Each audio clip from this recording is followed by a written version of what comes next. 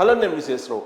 మాజీ మంత్రి కాకాని గోవర్ధన్ రెడ్డి సర్వేపల్లికి డాన్ అని చెప్పి అంటూ ఉంటారు. ఆయన గురించి తెలిసినటువంటి వాళ్ళు కొంతమంది. ఆయన మీద ఇప్పుడు ఎంక్వైరీ చేసింది ఈ ప్రభుత్వం.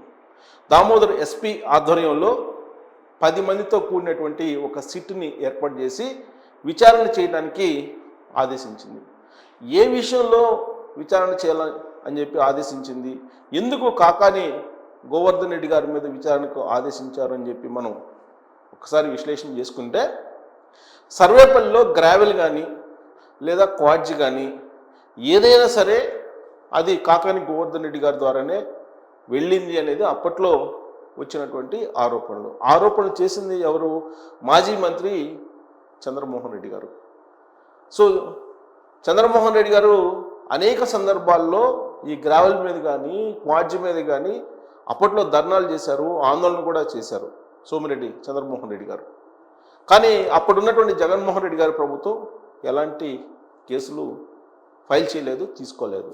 విచిత్రమైనటువంటి పరిణామం ఏంటంటే, అప్పట్లో ఎంపీగా ఉన్నటువంటి మాగుంట శ్రీనివాసరెడ్డి గారి పేరు మీద ఇరిగేషన్ శాఖ గ్రావెల్కు అనుమతి ఇచ్చినట్టు ఒక మెమో ఇష్యూ చేశారు, ఆర్డర్స్ ఇచ్చినట్టు అనుమతి పత్రాలను ఇష్యూ చేశారు. ఆ విషయం మాగుంట శ్రీనివాసరెడ్డి గారికి తెలిసింది. ఆయనే ఆశ్చర్యపోయినటువంటి పరిస్థితి. అసలు తాను ఎప్పుడు ఇరిగేషన్ శాఖకు అప్లై చేశాను, ఇరిగేషన్ శాఖ గ్రావెల్ తవ్వుకునేటువంటి అనుమతి ఎప్పుడు ఇచ్చింది, దాదాపు 1000 క్యూబిక్ మీటర్స్ తవ్వుకునేదానికి అనుమతి ఇచ్చినట్టు ఆ పత్రాల్లో ఉంది.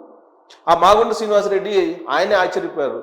తాను ఎప్పుడు అప్లై చేశాను, అసలు దీనికి తనకి సంబంధం లేదు అనేటువంటి ఆశ్చర్యానికి గురయ్యారు. కాకపోతే అప్పుడు వైఎస్ఆర్ కాంగ్రెస్ పార్టీలో ఉన్నారు ఎంపీగా, అందుకని ఆయన ఈ ఇష్యూ మీద కంప్లైంట్ చేయలేదు. కానీ ఇప్పుడు ఆ రోజు చేసినటువంటి ఫోర్జరీ సంతకం ఏదైతే ఉందో అది ఎవరు పెట్టారు, ఎందుకు పెట్టించారు, దేనికోసం పెట్టించారు అనే దాని మీద తేల్చాలని చెప్పి ఆయన కంప్లైంట్ చేశారు మాగుంట శ్రీనివాసరెడ్డి గారు. దాంతో సిట్ని ఏర్పాటు చేశారు. మాగుంట శ్రీనివాసరెడ్డి గారికి తెలియకుండానే ఆయన పేరు మీద కొన్ని వేల క్యూబిక్ మీటర్ల గ్రావెల్ తవ్వుకునేదానికి అనుమతిస్తూ ఇరిగేషన్ శాఖ పర్మిషన్ ఇచ్చింది. అదంతా చేసింది కాకాని గోవర్ధన్ రెడ్డి గారు అనేది సోమిరెడ్డి చంద్రమోహన్ రెడ్డి గారు చేస్తున్నటువంటి ఆరోపణ. దానికి సంబంధించినటువంటి న్యాయ పోరాటం కూడా సోమిరెడ్డి గారు చేశారు. ఆ ఫైల్ కూడా తగలబెట్టినటువంటి న్యూస్ అప్పట్లో వచ్చింది. అది ఆ అనుమతులకు సంబంధించినటువంటి ఫైళ్ళు, కోర్టులో ఉండేటువంటి ఫైళ్ళు కూడా తగలబెట్టేశారు. ఆ తగలబెట్టినటువంటి వాళ్ళు కూడా ఎవరో కాదు, కాకాని గోవర్ధన్ రెడ్డి గారు అనుచరులు అనేది సోమిరెడ్డి చంద్రమోహన్ రెడ్డి గారు అప్పట్లో ప్రెస్ మీట్ పెట్టి చేసినటువంటి ఆరోపణలు. కానీ ఆ రోజు ఎంత గగ్గోలు పెట్టినా, ఎన్ని కంప్లైంట్లు చేసినా జగన్మోహన్ రెడ్డి గారి ప్రభుత్వం ఉంది కాబట్టి ఎవరి కంప్లైంట్ని కూడా ఫైల్ చేయలేదు, ఎవరి కంప్లైంట్ కూడా పరిశీలించలేదు పోలీసులు, లేదా దర్యాప్తు సంస్థలు కూడా పరిశీలించలేదు. ఆ రోజు విజిలెన్స్కి కంప్లైంట్ చేశారు, ఆ తర్వాత పోలీసులకు కంప్లైంట్ చేశారు. ఎవరికి చేసినా సరే కంప్లైంట్ని అసలు వాళ్ళు చూడని కూడా చూడలేదు, పరిశీలించని కూడా పరిశీలించలేదు. కానీ ఇప్పుడు కూటమి ప్రభుత్వం వచ్చింది. ఆ రోజున జరిగినటువంటి అంశాల మీద అనేక మంది కంప్లైంట్స్ చేస్తున్నారు రాష్ట్ర వ్యాప్తంగా. దాంట్లో భాగంగా సర్వేపల్లి ఇష్యూ కూడా వచ్చింది. సర్వేపల్లిలో గ్రావెల్ని పెద్ద ఎత్తున తవ్వుకున్నారు, కొన్ని కోట్ల రూపాయలు వెనకేసుకున్నారు అనేటువంటి ఆరోపణలు మొదటి నుంచి కూడా వస్తున్నాయి.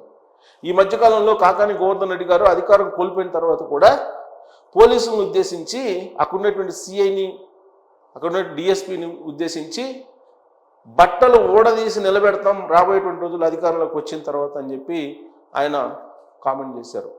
దానికి కారణం ఏంటంటే, ఆయన దగ్గర ఉండేటువంటి ఒక పిఏ ఒక జాబ్ ఇప్పిస్తానని ఒక మహిళను మోసం చేశారు. ఆ మహిళ కంప్లైంట్ చేశారు. వాస్తవంగా ఆ మహిళకి జాబ్ ఇప్పిస్తానని చెప్పి ఆయన ట్రాప్ చేసి ఆమెని లైంగికంగా హింసించారు. ఆమెతో పాటు కొన్ని రోజుల పాటు సహజీవనం చేసి ఆ తర్వాత ఆమెకి ఇష్టం లేకపోయినప్పటికీ బలవంతంగా లైంగికంగా వేధించారు అనేటువంటి ఆరోపణల్ని ఆవిడ ద్వారా ఎదుర్కొన్నారు కాకాని గోవర్ధన్ రెడ్డి గారి అనుచరులు. దాంతో పోలీసులు కేసు ఫైల్ చేశారు, ఆయన్ని జైలుకు కూడా పంపించారు ఆయన అనుచరుల్ని. ఆ సందర్భంగా కాకాని గోవర్ధన్ రెడ్డి గారు అక్రమంగా కేసు పెట్టారు అనేటువంటి అభిప్రాయం వ్యక్తం చేస్తూ ఆ కేసు పెట్టినటువంటి పోలీసుల్ని అధికారంలోకి వచ్చిన తర్వాత నెక్స్ట్ బట్టలోడు తీసి నడి రోడ్లో నిలబెడతారని చెప్పి వార్నింగ్ ఇచ్చారు. బహుశా ఇలాంటి వార్నింగ్ రాష్ట్ర వ్యాప్తంగా జగన్మోహన్ రెడ్డి గారితో పాటు అందరూ ఇస్తున్నారు. విడుదల రజనీ ఇస్తున్నారు, అలాగే కాకాని గోవర్ధన్ రెడ్డి గారు ఇస్తున్నారు, అంబటి రాంబాబు ఇస్తున్నారు, అలాగే కొడాలి నాని ఇస్తున్నారు, పేరు నాని ఇస్తున్నారు. వీళ్ళందరూ కూడా ఇప్పుడు అధికార యంత్రాంగాన్ని బట్టలు ఓడదీసి కొడతాం, నడి రోడ్లో నిలబెడతాం, 7 సంవత్సరాలు అవతల ఉన్నా కానీ తీసుకొచ్చి శిక్షిస్తామని చెప్పి చెప్తూ ఉన్నారు. అయితే అధికార యంత్రాంగం దీని మీద స్పందించింది ఇటీవల కాలంలో. ప్రత్యేకించి ఐపీఎస్ఎల్ సంఘం స్పందించింది, ఐఏఎస్ఎల్ సంఘం కూడా స్పందించింది. అప్పటి నుంచి కొంచెం స్లో అయింది ఇలాంటి ఆరోపణలు చేయడం వైఎస్ఆర్ కాంగ్రెస్ పార్టీ టీం. అయితే ఇప్పుడు ఈ కేసు వచ్చింది కాకాని గోవర్ధన్ రెడ్డి గారిది. దాని మీద విచారణకు ఆదేశించారు. ప్రత్యేకమైనటువంటి సిట్ని కూడా ఏర్పాటు చేసి విచారణ చేయమని చెప్పి ఆదేశించారు. దీంతో ఇప్పటి వరకు మనం పెద్దిరెడ్డి రామచంద్రారెడ్డి గారి భూములకు సంబంధించినటువంటి కుంభకోణాన్ని మనం విన్నాం, చూసాం కూడా. అలాగే ఆ రోజున సిఎస్గా ఉన్నటువంటి జవహర్ రెడ్డి గారికి సంబంధించినటువంటి వైజాగ్లో భూ కుంభకోణాన్ని మనం చూసాం. ఇప్పుడు తాజాగా కాకాని గోవర్ధన్ రెడ్డి గారికి సంబంధించినటువంటి గ్రావెల్ ఇష్యూ తెర మీదకి వచ్చింది. మరి ఈ గ్రావెల్ అసలు ఆయన ఎంత తవ్వుకున్నాడు, ఎంత గ్యామ్లింగ్ చేశారు, ఎంత డబ్బులు సంపాదించారు అనేది ఈ సిట్ తేల్చబోతుంది. అయితే ఇక్కడ ప్రత్యేకంగా చెప్పుకోవాల్సిన అంశం ఏంటంటే, అప్పట్లో ఈయన తవ్వుతున్నటువంటి గ్రావెల్ని క్వారింగ్ని అడ్డుకునేదానికి సోమిరెడ్డి చంద్రమోహన్ రెడ్డి గారు తెలుగుదేశం పార్టీ కార్యకర్తలతోటి అక్కడికి వెళ్ళారు, క్వారీ దగ్గరికి.